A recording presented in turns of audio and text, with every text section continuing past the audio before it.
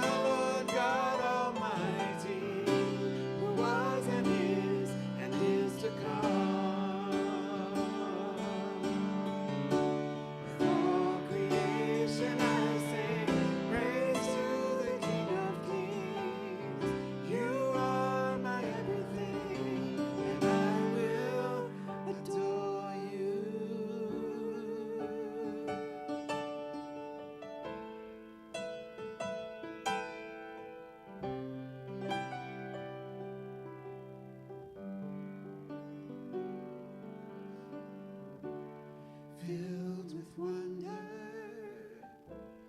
awestruck wonder, at the mention of your name.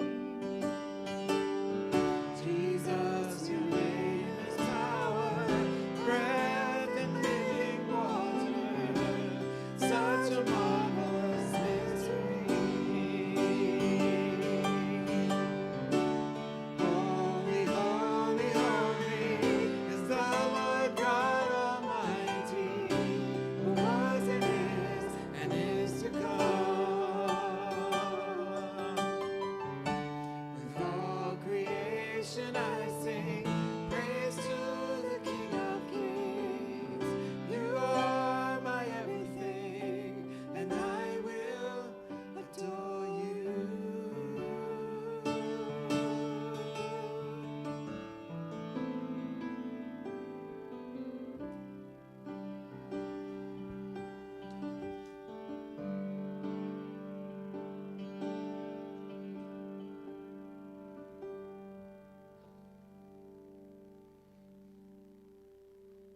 Be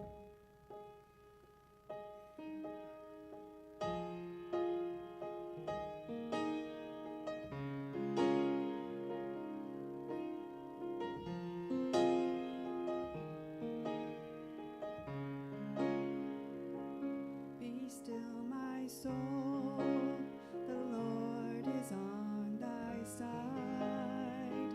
Bear patiently the cross of grief or pain. Leave to thy God to order and provide. In every change, He faithful will remain. Be still, my soul, the best, the heavenly friend. Through stormy ways leads to a joyful end. Be still, my soul.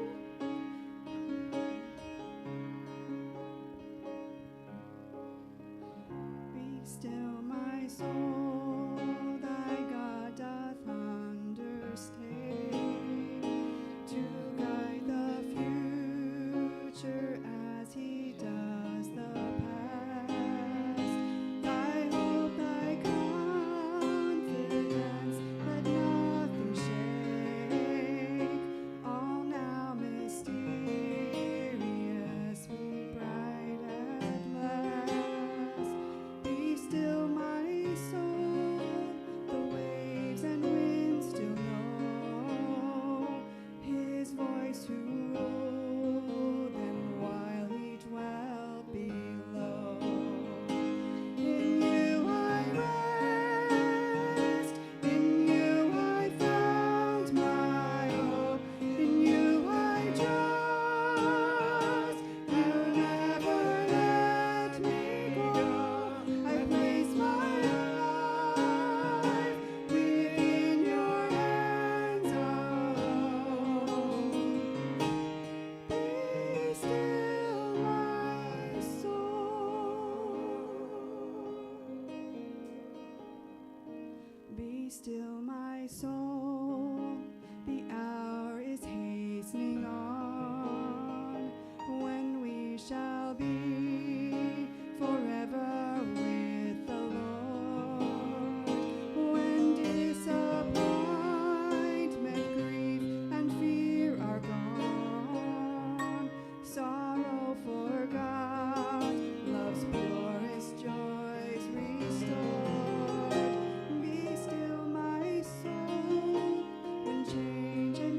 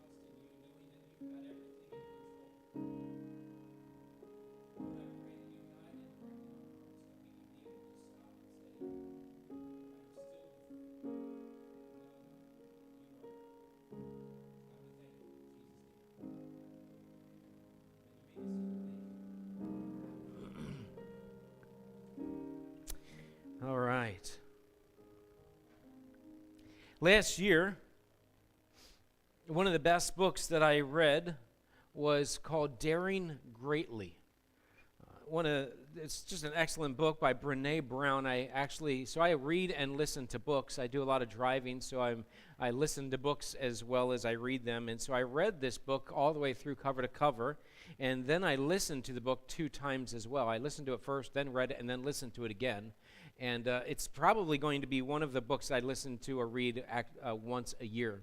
And I try to read, 15, 20 books a year. That's kind of my goal. I don't know what you read or whatever, but that's just kind of where I like to be. And this was just really good. It spoke so deeply to different parts of life. And one of the stories that she shared was about a company that kept track of its employees in a different kind of a way. And maybe you faced something like this. They kept track of the high-performing employees and then the low-performing employees. Yeah, they had 2 lists. In the boss's office, they had a whiteboard, and then on the one side were the high-performing employees, and they would have their names on there listed, the top 5 or whatever that were in the high-performing. And then on the other side, it was like a shame list. These are the ones you should be ashamed of yourself, and they were on that side of the pile. And everybody knew when they walked in, you did not want to be on the shame board, right? And you're underperforming, you're not doing so well, you want to be on the top performing side. And the goal was that if you ended up on the shame side, on the underperforming side, you would essentially get to a point where you said, you know what, I need to do something, and you'd improve and work at being better so that you can be on the high performing side, or at least get off of the shame board. Or you'd just quit. You say, I can't do it, I just quit, I'm done. And so you had the 2 elements going on. And one person who was just a top-performing employee, she had worked there for several years, and she recounts how she was on the top-performing board for literally years. She was just a star employee, and then some circumstances happened in her life, and she went from being the star employee to becoming one that ended up on the shame list. So you have this issue then in your heart. What do you do with that when you go from being a top performer to being someone that everybody's saying, what's wrong with them? Well, it was only, if I remember correctly in the story, it was only a few weeks later that she just got so discouraged and despondent, and she ended up just saying, I'm done. She quit, left, and went to another place and started her career over at another place. And interestingly enough, as she did that, she became successful again in a totally different culture. Now, here's the reality. I know that maybe you don't work at a place like that. Maybe you do. I don't know. But for most of us, you've had those kinds of experiences where you have the people that look at you and you're either on the top performer board or you're on the shame board. It could be that the way you were raised, your parents had you on the top performing board or on the shame board. You're not so good as your brother or your sister. If you were better, you could be on the top performing board kind of a thing. Or you have that in your neighborhood. Your house is okay, but mine's so much better. And you're the low performing, I'm the high performing. And you have these kinds of things that happen in our life. And the question that I'm really wanting to chase is, which one is healthy? Like, is it healthy to have this kind of a culture of shame versus high performance and pushing people in this kind of way? Because I see this happening in the church too. In church culture, there's a high shame culture. If you don't do exactly what you're supposed to do, and you didn't go to church a certain amount of times, and you didn't do this a certain amount of times, and you didn't give this, and you didn't volunteer for, and you have these kind of quotas that if you didn't meet the quotas and hit the checklist just right, you end up on the shame board. Well, at least you showed up today, kind of thing. Is that what God would want? So, the missing piece, I would say, in most relationships, that really is the difference between a healthy relationship and an unhealthy relationship, is found right here. Biblical research, which I take as the priority for the research that I do, but biblical research as well as best business practices, because I do reading in both sides of things, best business practices and biblical research, they point in the same direction, and Paul actually shares with the church in Thessalonica the distinction that he wants for us to understand. In 1 Thessalonians chapter 5, and you see this on your card, in 1 Thessalonians chapter 5, verse 11, on the top of the card, it says, "Therefore, encourage one another and build one another up." Encourage one another and build one another up. When you look at that one verse, does it give room for a shame board versus a high-performing board? When you look at your name on a shame board, is there anything encouraging about that? That's easy, right? Well, honey, you were great last week, but this week you're on the shame board. Maybe next week you can do better, right? But sometimes we act that way. And for some of us, we're raised that way. Here Paul says, encourage one another, build one another up. And here's the reality. Paul saw encouragement up front and in person. And I believe that more people, this is so important, listen to this, I believe more people walk away from God because of discouragement than any other reason. And we're living in a time where people are walking away from God at a faster rate than we've ever seen in our lifetime. But I truly believe, as I talk to people more and more about this, the reason I believe most people are walking away from God comes back to discouragement. And I would say this, in addition to that, most people walk away from relationships. They disengage to whatever level because of discouragement. And I want to approach this morning and talk about this from the perspective of Barnabas. Barnabas is this guy in the New Testament. If you're not familiar with him, let me give you some background, and I just want to go through his life and show you the things that we see in the book of Acts, because he's not really talked about anywhere else. But in the book of Acts, you see Barnabas talked about in Acts chapter 4, if you want to turn there with me in your Bible. Acts chapter 4, you see the first time that he's mentioned.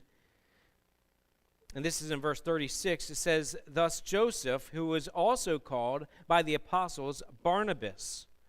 So his name is Joseph, but the people around him, they called him Barnabas, which is interesting because the next phrase says, which means he's the son of encouragement.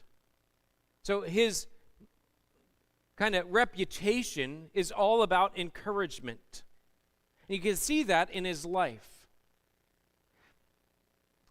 It's interesting because I look at that, and if we were to change each other's names in church, what would you get your name changed to?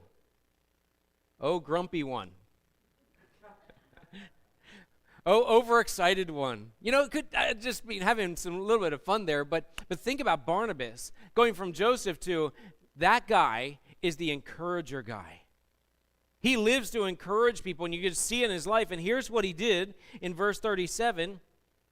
He said he's a Levite, native of Cyprus. He says he sold a field that belonged to him and brought the money and laid it at the apostles' feet. So here's what he does. He is very generous and kind, and he's empathetic. He sees the needs of others. And during that season of life there in that culture, the people that called themselves Christians, they were persecuted in a way that they were being killed and tortured for their faith. And so they would be losing their jobs and losing their reputation, losing different things, and they would have very serious needs to be cared for. And so Barnabas, as well as some others, took some land. They would sell everything or sell what they had, and then they would come and bring it to the apostles and say, hey, listen, if you know there's some needs, just take care of it. And so you see that right away, that he is an encourager in the way that he handles his finances. He is just a very generous person altogether. Then you go through and you see Barnabas in different perspectives as he works with different people. Acts chapter 9. Now I just want to walk through his life with you and see what this guy really was all about. Acts chapter 9.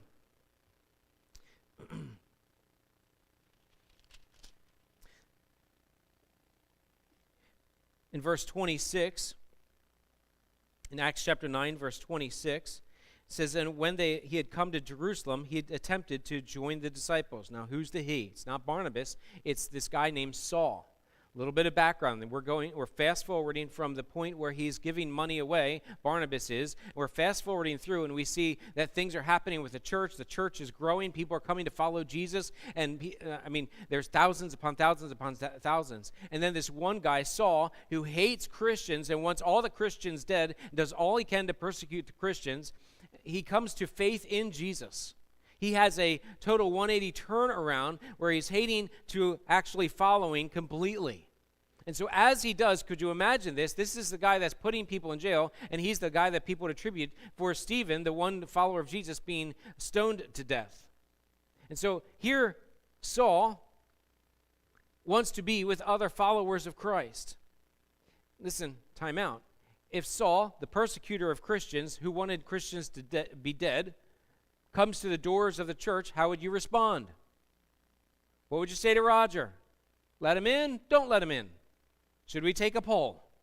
Right? I mean, honestly, we'd all be like, yeah, listen, there's a church down the road you can go to, but don't go here. I don't know how we'd handle that, but that's really what's going on. So it says, when Paul, had come to Jerusalem, he attempted to join the disciples, and they were all afraid of him, for they did not believe that he was a disciple. While he said, hey, I'm a disciple, I'm a follower of Jesus now, they didn't believe it. Verse 27, here's Barnabas. But Barnabas took him and brought him to the apostles and declared to them how on the road he had seen the Lord, who spoke to him, and how at Damascus he had preached boldly in the name of Jesus. So Barnabas steps in. You remember last month, the healthy habit that we talked about last month is to be the gift, right? To greet and to introduce and invite people in and introduce them to one another. Here's what Barnabas does. Barnabas cares so much, he's so others focused that he's seen Saul at the time, and later on he gets changed to Paul, but he sees Saul and he sees what he's done. He goes from being a hater of and wanting to kill Christians to someone who's following Jesus. And he gets to this point where he's wanting to be with other followers, and he comes in and he realizes, hey, Paul, you're not getting in here. So I'll introduce you. I'll put my name on the line for you. He's being others focused. So he introduces him. He brings them into the conversation with the others, and Paul then goes from being an outsider to an insider. Isn't it awful to be an outsider? And that's exactly what Barnabas was doing. Like, I'm not leaving you out here. You need to be an insider. I see where you're heading. And so that's where Barnabas is. He's just caring for him in a real way. Then you go down to chapter 11. In chapter 11, verse 25, it says, and before this, you see Barnabas is in this, verse 22, it says, the report came to the ears of the church in Jerusalem, and they sent Barnabas to Antioch. So Barnabas goes to Antioch, and he's there, and he's sharing the good news of Jesus Christ with those in Antioch. And while he's there, people are just coming to follow Jesus, and it's as if he needs some help. So what does he do? He goes and gets Saul, and this is verse 25. It says, so Barnabas went to Tarsus to look for Saul. So he goes to Tarsus. He says, hey, listen, I need to get Saul on board. And so he goes and finds Saul, and he brings him in, and when he found him, he brought him to Antioch. For a whole year, they met with the church and taught a great many people. So he takes Saul from being the outsider to an insider, and then later on, he joins up he has Saul join up, or Paul join up with him, and they're doing mission together, doing ministry together. How awesome is this? So then they're going from city to city, and they travel abroad. They do these missions kind of trips, if you will, and sharing with other people what's going on in their lives. And as they do, chapter 13, verse 2, they send them out. The church sends them out to different places, and it says they sent out Barnabas and Saul for the work which they've been called to. And so they see this happening. They just keep on serving and keep on working together, and there's amazing things happening.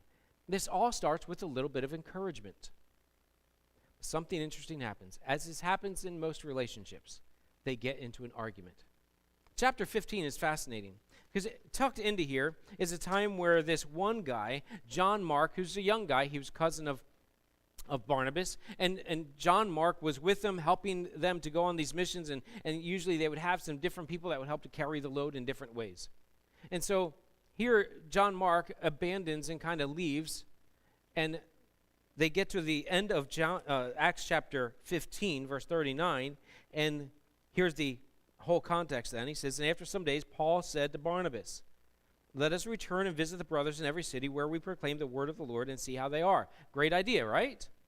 Hey, let's get up, let's go, let's travel, let's see what's going on with the cities we were at. This will be great. I'd love to encourage them. I'd love to teach them some more things and just catch up. It'll be a good time. Verse 37, now Barnabas wanted to take with them John, called Mark. But, verse 38, Paul thought best not to take with them one who had withdrawn from them in Pamphylia and had not gone with them to the work. Basically, John Mark deserted them. He left. He was done. He had gone as far as he could, and he's like, this is too much for me. I'm not doing this. Maybe he was scared, or I don't know what it's. There's no context except that he just deserted them. So Barnabas is saying, hey, let's bring him along because we need to keep on encouraging him, keep on growing him. And Paul's saying, no, that's not happening. We're done with him. Close the door. He's out. He's gone. He deserted us once.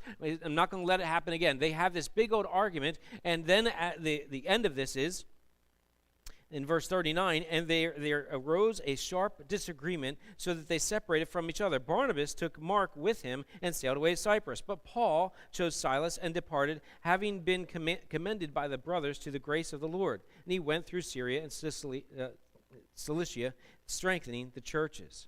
And so we see them separate and go in different directions. Why is this important?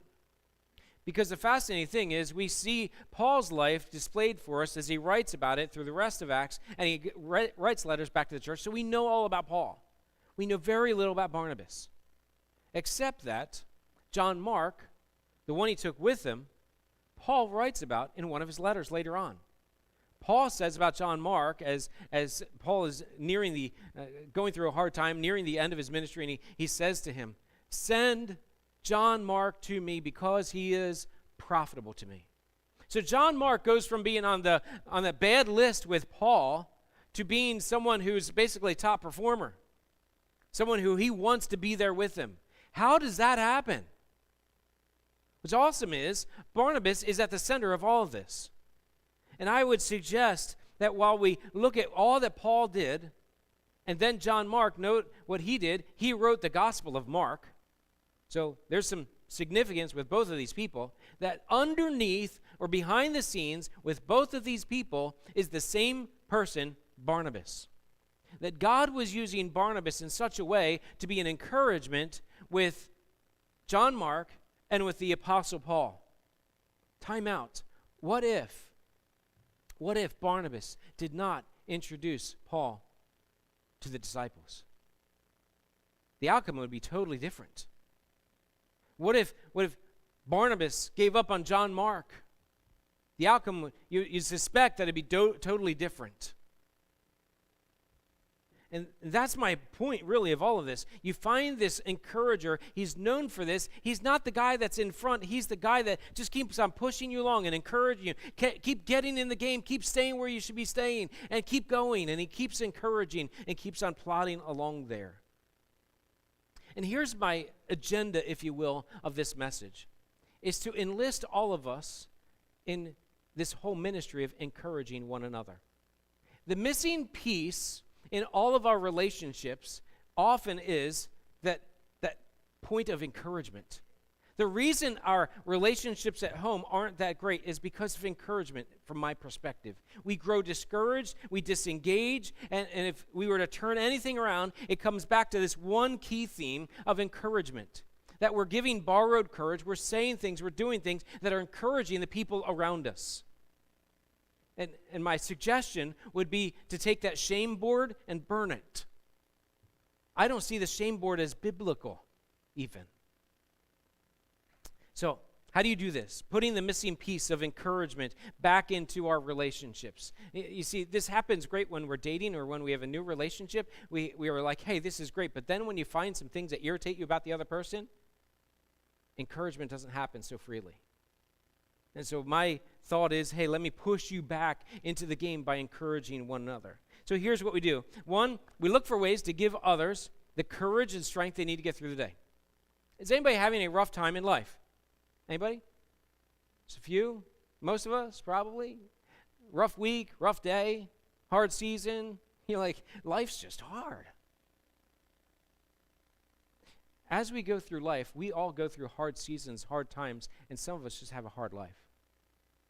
One of the greatest things we can do is encourage one another. To give them the courage, the strength to get through, to get up and do another day. That you're just looking for ways to say, hey, I just want to pour some encouragement into your life. Not in a way that's lying to them. Like to say to me, hey, man, your hair looks great today. Right? That's not encouragement. That's lying to me. My hair can never look great. I don't have enough hair to look great. You follow me, right? That's my point, is flattery will get you nowhere. That's just lying. But when you look at the reality of what a person's all about, encouragement is speaking the truth into the life and finding those things to be able to pour out encouragement, courage and strength into them. How do you do this? You've got to be others focused. You have to get your focus off of yourself. And you look and you say, okay, I see where you're at, and I just want to figure out a way to encourage you. So you get to be an others focused. It requires humility, where you're putting others before you. The self-centered person, they're not interested in putting others before themselves. They are the chief, they're the end of the day, like they're everything, and there's no reason to encourage anybody else, because I need encouragement, by the way. The greatest way out of that is to begin looking at other people and start encouraging them. It requires humility, where you put others before you. The last thing I say, it requires movement. It requires movement. And it's that you're looking at a person where they are, and you're saying they need encouragement, and so I'm going to move from where I am to where they are. I'm going to say a kind word, say an encouraging word. I'm going to give them something that's encouraging, whatever it might be. And so you're moving in a direction that is encouraging to them. It requires movement. You can't just sit still and hope that encouragement happens. It doesn't happen on its own. It takes movement. And I'll say this, encouragement matures relationships. It matures relationships. Because encouragement does this, it gives clarity on what they're doing right. It gives clarity on what you like. In my relationship with my wife, if she comes up to me in our home, not at church, if she comes up to me and she rubs my back a little bit, just in a nice, kind of a way, she's allowed to. She's my wife. So she comes up and rubs my back a little bit. If I say nothing, what does she do? Eventually she'll stop. Because here, like, we all play these games in our mind, don't we? I wonder if he likes what I'm doing. Am I annoying him? Am I bothering him? I thought he liked it, but he's not saying anything. And you have these mind games that kind of go on inside of us internally, and then before long you're like, and you get busy doing something else. On the flip side, if I respond to that and I say, oh, that feels great. Or I'll do this. Keep going a little bit to the left, a little bit left. I got an issue spot right over to the left a little bit. Okay, some of you are there. You understand this, right? What you're simply doing is you're communicating and encouraging, and you're giving place for that person to be. And you're saying, I appreciate, I'm so glad you, and hey, this is great. So you're speaking into the person's life in a way that it's beneficial and effective, so that they're not sitting back wondering, hey, am I doing anything that's good? This is for every aspect of life. I give a very personal husband-wife connection, which is very valid and effective. Communication must happen. Encouragement must happen. But in all of life, you see this in whatever spectrum you're in, boss-employee, employee-boss, child-parent, parent-child, neighbors, and all that. When we speak encouraging words to each other, what it does is it matures the relationship from being insecure, uncertain about each other, to being, hey, I have clarity. That's a good thing. We can go to the next level. When you don't speak into the other person, and when you just assume that they understand, guess what happens? You breed insecurity, and your relationship just stays plateaued right here. So encouragement takes it from just a plateau, a surface level, and takes it up a notch. Let me give you some examples of encouragement I find around here. I've seen this for years. I've been here for a few years, right? One of the times that just sits in my heart and mind is there's a person that was one of the founders of this church back in 1961. Her name was Mrs. Bailey. If you've been here a while, you know who Mrs. Bailey was, and she had passed away a few years ago. But Mrs. Bailey was awesome. Always smiled. Like, she spoke truth and such, but she always smiled. She was an encouragement. I remember one Sunday, it was during a season where we were going through some challenges trying to figure out what type of music was acceptable for our congregation.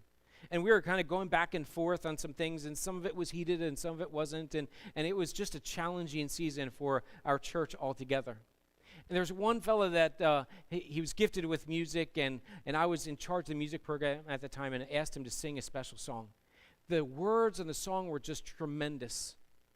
And he picked the song out himself, but the background music was a little bit on the edgy, more contemporary side than what most of the people cared for. And so there was a struggle there. What do you do with this?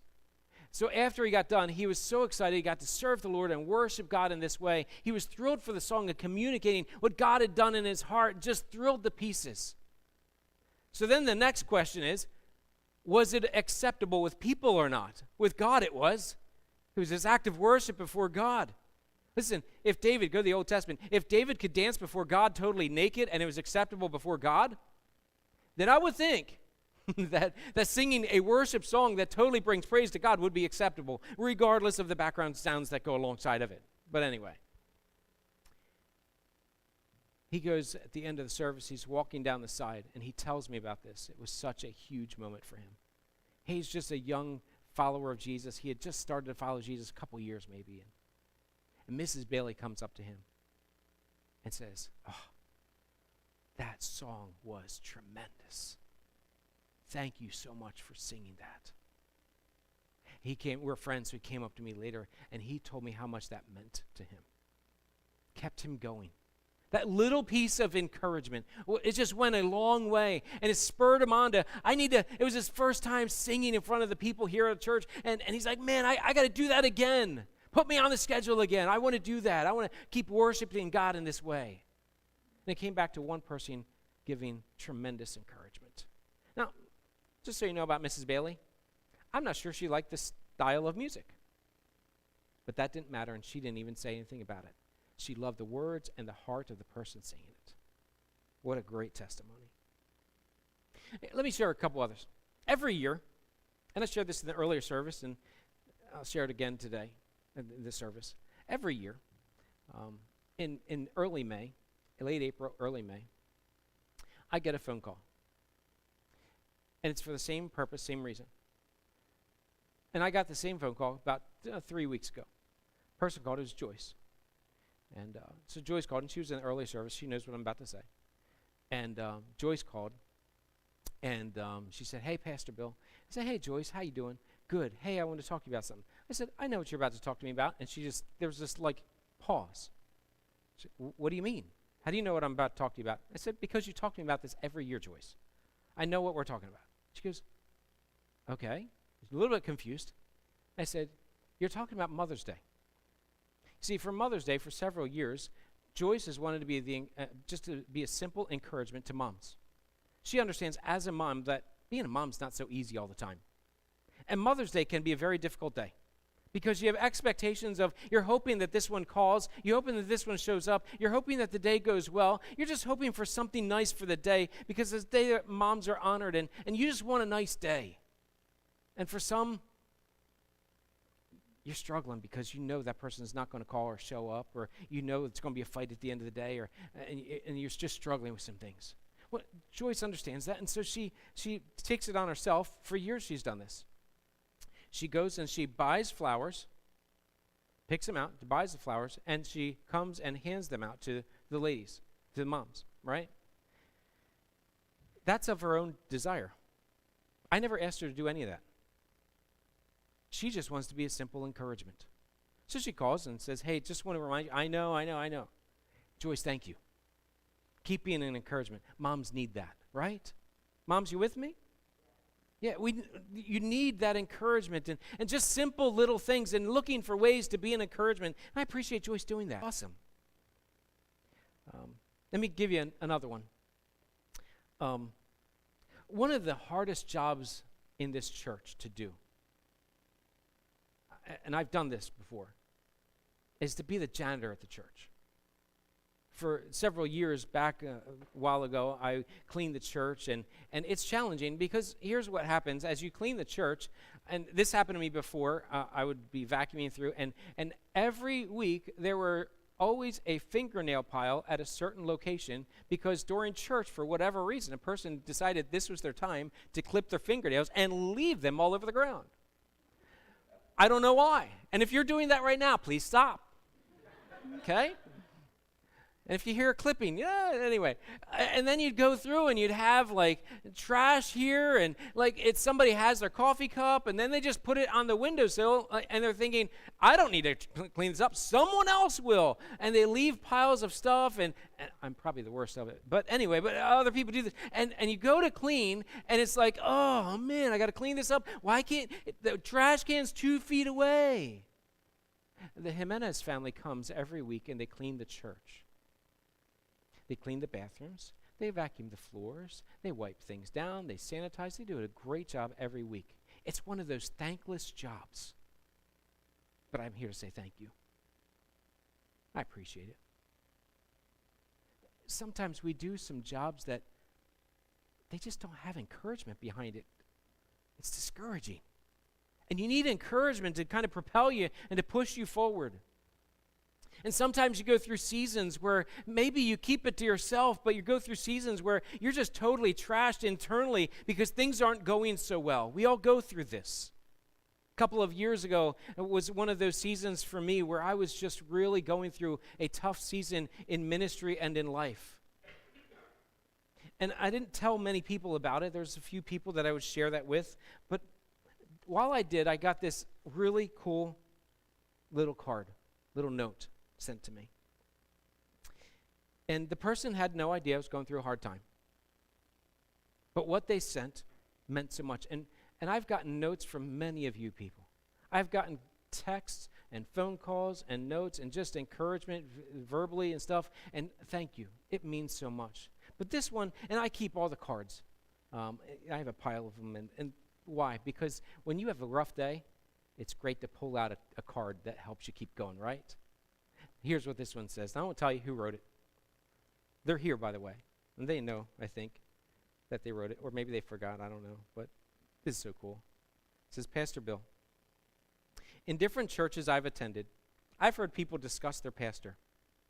Some say he's okay. Some are understanding. Some too tough.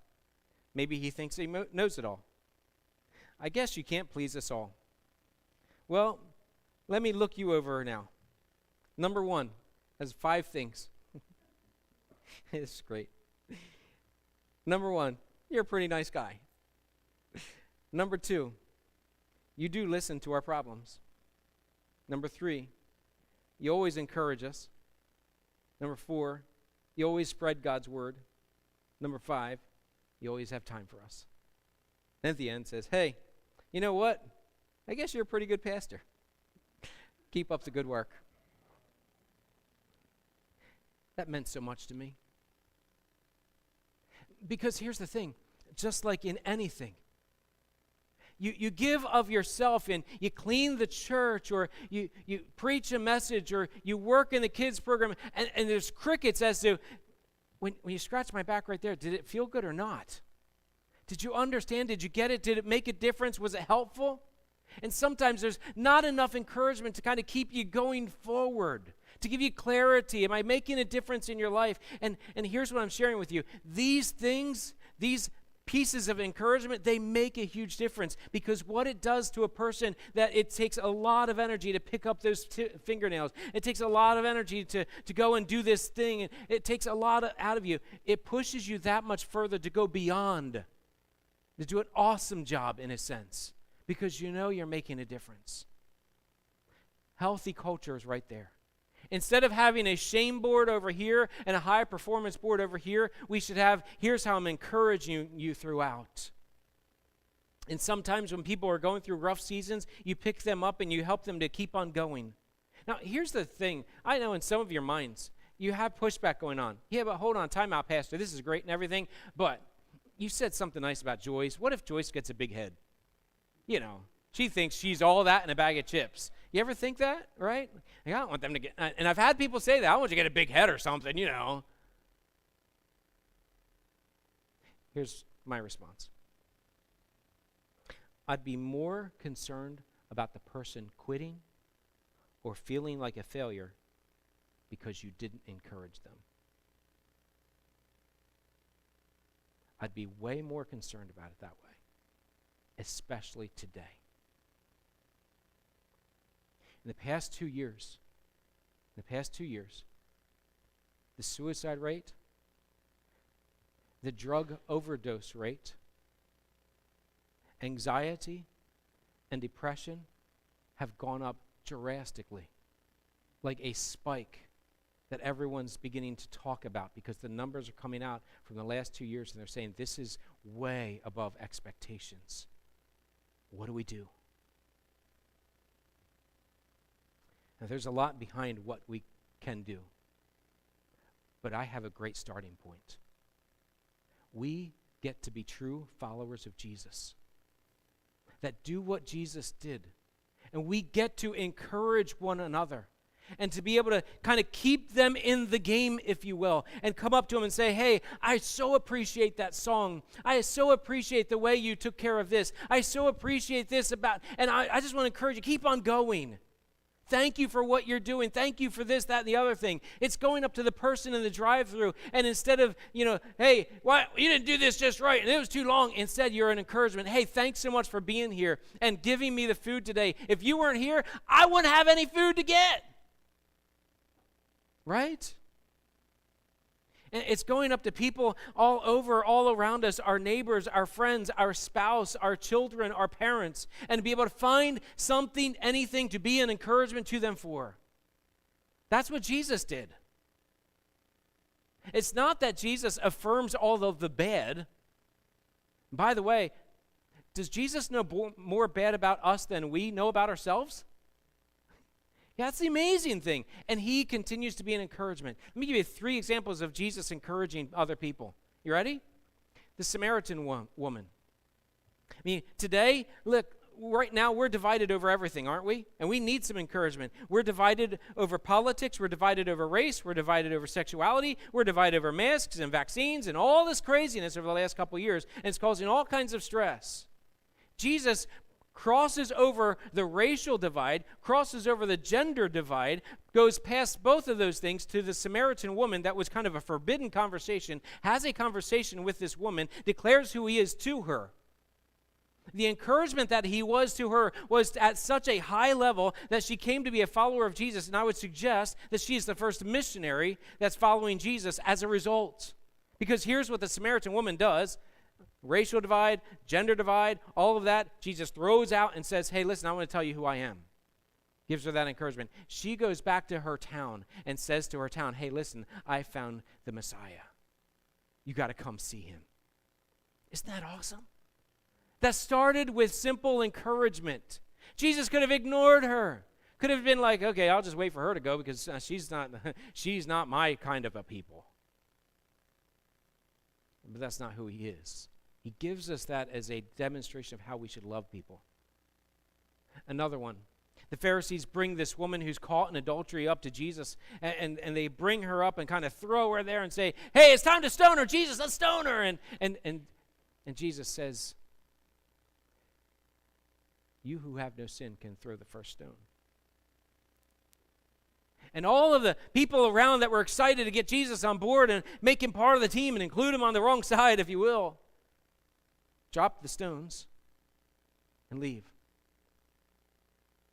And he looks at her and says this amazing statement, neither do I condemn you. Go and sin no more. Do you see the encouragement? The encouragement to this person that she knows she blew it. She's in public saying, oh man, I totally messed up. And I would just suggest that probably the Pharisees, and they tricked her into this anyway, and there's a whole messed up thing probably happening in the background. However, here she is, a total shame in society. And Jesus looks and says, I'm going to protect you from them villainizing you. And I want to correct you so that you can live a life that's correct. It starts with grace. I love what Paul does in Romans chapter 7 and chapter 8. Tremendous theology. As Paul writes and says, you know, things I want to do, I keep messing up. I want to say the right thing. I want to do the right thing. I keep messing up and doing it. And he says at the end of chapter 7, oh, wretched man that I am, who will save me from this? Like this total body is a messed up thing, and I just feel so awful about myself. And then chapter 8, verse 1, he says this, there is therefore now no condemnation to those that are in Christ. Here's what Jesus does. He burns the shame card and says, I don't condemn you. Follow me. He offers encouragement to those that have blown it the most. And probably the one that's nearest and dearest to our heart is the next one, Peter. Peter at the time of Jesus' crucifixion, we've talked about this even recently, where Peter goes and he's denying Jesus 3 times. First conversation that Jesus has with Peter there as they're kind of going through this, he doesn't leave it not talked about. He encourages him. It's Peter, I know you repeatedly messed up. Like, you didn't just mess up once. It wasn't an oops. You intentionally went against me. You denied me 3 times. He doesn't bring that up to hurt him. He comes to Peter and he says, hey, Peter, buddy, you love me? Peter's like, Lord, I'm a loser. You shouldn't even be talking to me. I denied you. I left following you. I'm back on a boat. I'm trying to get my shipping or sailing or fishing business, whatever it is, back up and running. And Jesus says, I know, you failed. You love me? Feed my sheep. He does it 3 times. Why? He takes someone that totally blew it and encourages them to get back up. You see, we need to be others focused like Jesus. We need to put the missing piece of the relationship back into play and encourage one another the way Jesus did. That instead of, oh, you failed too many times, you're done, I've had it with you, or you're not the right person to be around, or whatever it might be, he instead encourages them. It's not that he never speaks the truth into their life, he does, but it's at the appropriate time after he's pouring grace and encouragement into them, then there's opportunity to speak and say, hey, listen, let me help you go forward now. So this week, I'm encouraging you. Here's the habits, number 4. I'm encouraging you to practice this.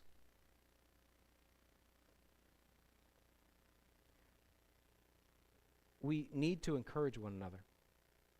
Not just here, but at home, at work. I believe that the church is here intentionally you guys are here intentionally at this season of society and life, history, for the purpose of doing exactly this. I believe the biggest difference we can make currently is to be an encouragement. The biggest difference is to start with being an encouragement. That we look at other people, we understand where they are, because the greatest degree of encouragement is found when we understand where they are and we speak into their heart and help them to go forward. I believe we can make a bigger difference if we start here than anything. Start with your spouse, your child, parent, friend. What can you say that's encouraging? What can you do that's encouraging? And maybe you won't see a difference immediately, but maybe it'll take a few weeks, months, years of encouraging them consistently to help them acknowledge and hear the love that you're offering to them. So take the card, and first side is who. Who are you going to encourage? You have Monday through Friday, 5 days. I'm giving you Saturday and Sunday off. You don't have to encourage anybody on Saturday and Sunday next week, okay? Just saying, making life easy. There's sarcasm in that, if you didn't get that. But I want you to be deliberate Monday through Friday. Here's our assignment. This should be part of our habits of what we do, so we're thinking about it. And I know for some of you, you're like, I don't encourage anybody. I would like them to encourage me. And I'd say, I get that, but you need to turn the corner here and do as Jesus would have you to do and be an encouragement to others where you can currently. Don't flatter them. Encourage. So who and what for? Who and what for? So figure out Monday, Tuesday, Wednesday, Thursday, Friday. And maybe it's going to be like just in that moment, oh man, I was here, I recognized they needed to be encouraged, and I said something kind to them. Very simple. It could be the simplest of things, but build this as a habit into our life. And as you do, here's what's going to happen. The negativity begins to dissipate. And we begin to grow and mature our relationships much better. Next week, I want to talk about getting rid of negative Nelly. And I don't know about you, but there's some negative Nellies around here that we need to get rid of in our own hearts, by the way, not the people next to you. Don't nudge. But we're going to talk about that a little bit next week and getting rid of the negative Nelly. So I want to give you that opportunity. Practice this as a healthy habit and be an encouragement to people around you, not the people that are just the easiest to be an encouragement to, but to people that are a struggle to be an encouragement to. And let me give you one more thing, and then I'm going to have Shelly come up, or two more things. One, there's an extra opportunity for encouragement that I want to share with you. This week I was talking with one of our missionaries, Heather Swearingen. Heather and her parents minister in Mexico, down Piedras Negras, Mexico, and they've planted several churches in that area and continue to serve God in an amazing way. Well, Heather reached out to me, and she said, hey, Pastor Bill, and I've been down to visit with them. We had a missions team go down there several years ago. Love their family. And she says, Pastor Bill, I rarely do this, but I have a need. My laptop broke this week, and in order to replace it, it's about $2,500. And I understand that. A few years ago, I was walking into a meeting. I dropped my laptop on the ground on the way in, didn't think anything of it, went to open it up for my meeting, and here it had fallen and hit the corner of one of the concrete things out there, broke the computer, and it was done, toast. And it was nearly new. So it's challenging, and it handicaps you big time. So I get it. And so I said, hey, listen, Heather, I understand. I'll share this with the church, and wherever we can be a help, we'll be a help to you. And so I want to share that with you. There's an easy way to encourage her. Because there's a obvious need that she has for that. And so whatever we can do to help out, just feel free to put that in the offering at the back there, mark it for the Swearingens or for Heather, whatever you want, so that we know that it goes appropriately to that. And one other thing this week, you got one of these papers as you came in, summer work groups. If you want to help out in any of these areas, we'd love to have you help. This week I'm working on redoing the church office. I'm going to repaint it and put a new floor down. If you go back there and you see the floor, it's carpet that's torn up and is kind of gross, and the paint is kind of from the 80s or 90s, and it needs to be spruced up a little bit. So we want to make that a nicer place. We have a new administrative assistant, Jillian Dilworth, and we're excited for that, and we want to just make it nicer there altogether and get a fresh start. And so we're doing that, and so if you want to help me with that, I'm looking for really 2 or 3 guys or girls or whatever, people to help me out with painting and help out with flooring. If you don't know how to do it, but you're willing to get your hands dirty, I'll help you get your hands dirty. Okay? And you can help out with that. Shelly's going to share the rest of the announcements, and then you can be dismissed. Thank you so much, church. I love you. And you mean so much to me. Thank you for all your encouragement to me. Make sure you're encouraging one another, and just keep reaching out there. Thanks. Yeah, sign-up sheet in the back. There you go. See, she's correcting me and helping me out.